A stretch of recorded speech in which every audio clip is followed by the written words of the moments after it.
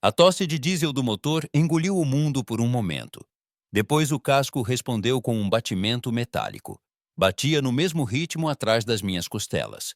Tínhamos entrado na lama antes do amanhecer. Uma coisa baixa de ferro, com um canhão como um sino de catedral. Lembro que pensei, com a certeza de quem já viu demais e espera por menos, que o Isu 152 era menos uma máquina e mais um veredito. Às vezes chamávamos de Zveroboy entre nós. Matadora de feras, numa língua que fazia o nome soar orgulhoso e assombrado. Naquele dia eu era o municiador. Um trabalho que mantinha minhas mãos ocupadas e minha boca mais calada que as dos outros, porque o municiador toca pólvora e aço. E por alguns segundos a cada disparo, a tripulação inteira compartilha uma intimidade terrível com o monstro de metal que nos carrega. O fio da minha memória é simples. Como aquele canhão, um obus de 152 milímetros preso a um chassi pesado, ditava o ritmo das nossas vidas. Cada ordem, cada movimento, cada pequena escolha de sobrevivência. Tudo se curvava para fazer aquele tubo falar e viver o bastante para falar de novo. Estávamos acordados havia horas antes de o sol aparecer, não por empolgação, mas por um nervosismo implacável e necessário que mantém homens vivos. O frio tinha gosto de metal velho na minha língua. Lá fora, o mundo tinha sido mastigado pelo fogo de artilharia. Os campos tinham um jeito cinza, memorizado.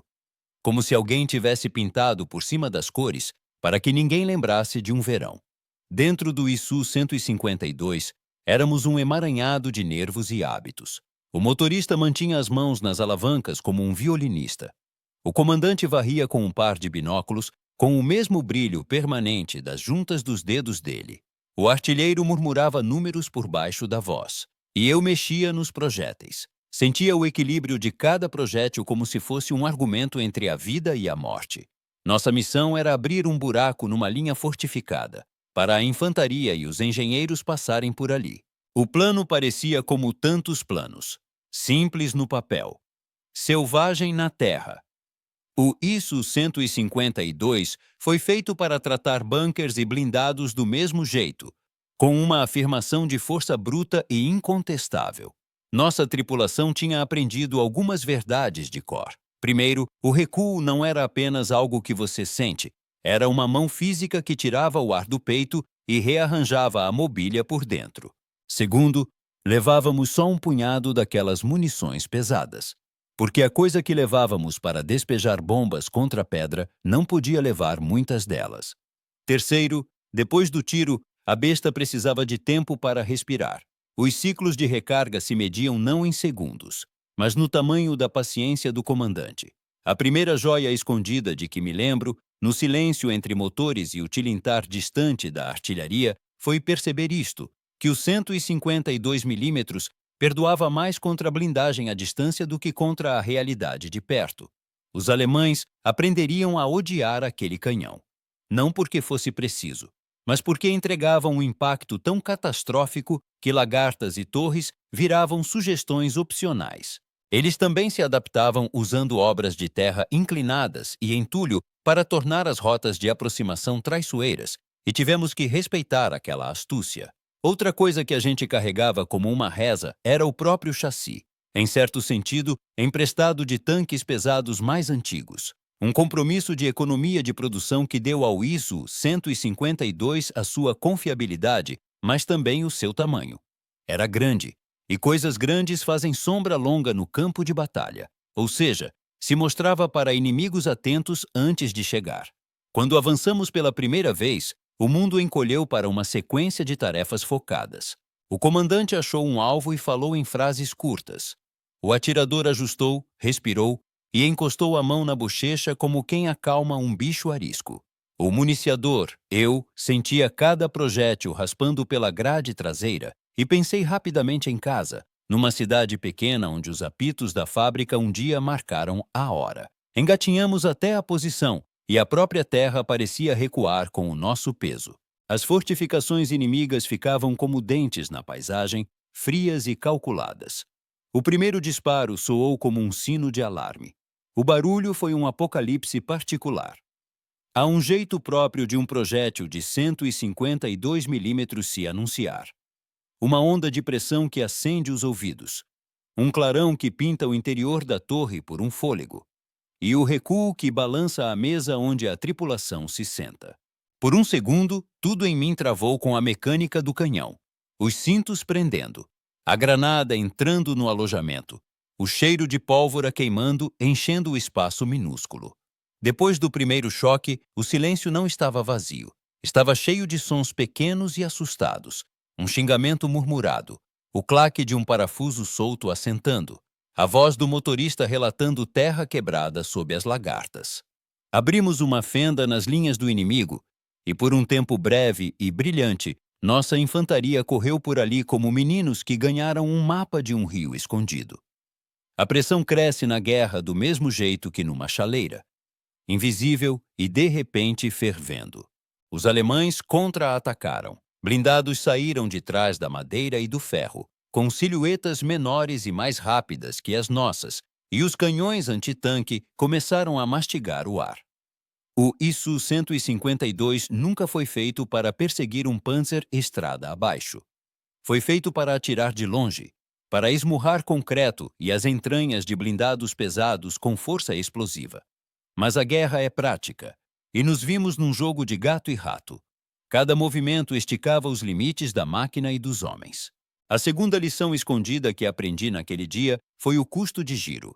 O canhão gigantesco ficava à frente, com um movimento lateral limitado. Para mirar além do seu arco, precisávamos girar o veículo inteiro. Isso expunha o lado mais fraco da nossa blindagem aos atiradores alemães atentos. Esse compromisso moldou mais nosso combate do que qualquer doutrina. Nosso clímax veio em poucos minutos que pareceram uma hora. Um caça-tanques inimigo ergueu o canhão e mandou um sussurro de ferro na nossa direção. O projétil raspou o nosso glacis frontal e, em faíscas, marcou um sulco no casco. O choque do metal e o gosto de poeira tomaram o ar. O comandante berrou e o motorista tentou reposicionar, mas o tempo resolveu ser caprichoso. O 152 milímetros precisava recarregar. Lembro do rosto do atirador enquanto calculava para onde mandar o próximo grito de metal. E lembro de pensar que um único acerto podia acabar com mais do que uma luta. Podia fazer uma companhia inteira voltar a respirar. Encaixei o próximo projétil com força, sentindo o peso como se trouxesse os rostos dos homens que confiavam em nós. Quando ele saiu da boca do cano, o recuo nos achatou e o mundo se rasgou um pouco. O que veio depois do disparo foi um pequeno milagre, embrulhado em entulho e fumaça. O canhão antitanque inimigo se dobrou para dentro, como se alguém tivesse puxado uma mandíbula. O bunker perto cedeu e lançou destroços como confete de um cortejo fúnebre. Não havia glamour, não havia música triunfante. Só um quarteto de homens que fez um trabalho com um instrumento de precisão assombrosa e terrível. O inimigo reagiu com uma precisão nascida da necessidade. Contra a bateria, fumaça e depois a prudência da retirada. O ISU-152 nos atendeu com seu trovão. Mas a vitória não era um lugar. Era uma sequência de pequenas sobrevivências, enfiadas como contas. Houve um ahá no silêncio que se seguiu. Uma revelação que pareceu quase indecente de tão simples. O ISU-152 era tanto psicologia quanto aço. Sua presença mudava como o inimigo montava as defesas, como a infantaria amiga se movia, como os comandantes recalibravam o risco. Ele arrancava decisões de homens que preferiam não ser forçados. Naquele dia eu vi, nítido e duradouro, como um único canhão pesado podia abrir brechas não só no mapa, mas também na mente do inimigo. Estar na torre era estar no centro daquele campo de força, ciente de que você era ao mesmo tempo ferramenta e provocador. Depois, quando a adrenalina baixou e a fumaça virou pano de fundo, contamos as baixas e os projéteis. Tínhamos feridos para socorrer e uma máquina com a esteira quebrada para tirar da lama. A terceira lição oculta que levei comigo era prática e amarga. A logística podia matar tão certo quanto o fogo inimigo. Projéteis pesados devoravam espaço, tempo e homens. As linhas de suprimento, que na teoria corriam com precisão, muitas vezes tropeçavam no clima e no peso. Voltamos mancando para um parque avançado, onde outros Isu-152 estavam como um rebanho blindado. Cada um carregava sua dor e histórias de tiros perdidos e fugas de sorte. Limpamos as armas no automático. Amarramos esteiras sobressalentes. Dividimos um pedaço de pão duro. Tinha gosto de vitória, ou talvez só de sobrevivência. O sentido que ficou não era heróico de um jeito arrumado. O Isu-152 importava porque permitia que outros homens vivessem mais um dia, que passassem pela brecha que ele abria e lutassem de modos pequenos e humanos. Também importava porque exigia um tipo de compromisso, de coesão da equipe, de logística e de ousadia que revelava o custo maior da guerra. Quando a noite caiu, os campos já tinham retomado suas cores, e nossas esteiras já começavam a congelar na terra. Dormimos em turnos, exaustos pelas demandas físicas da máquina e pelo que ela implicava. Que não importava quantas fortificações ela quebrasse, sempre haveria outro dia e outra fresta de tiro para martelar. Anos depois, a lembrança volta não como um conjunto de pontos técnicos, mas como o cheiro de pólvora queimada e a intimidade de 4 homens dividindo 8 metros cúbicos de metal e destino.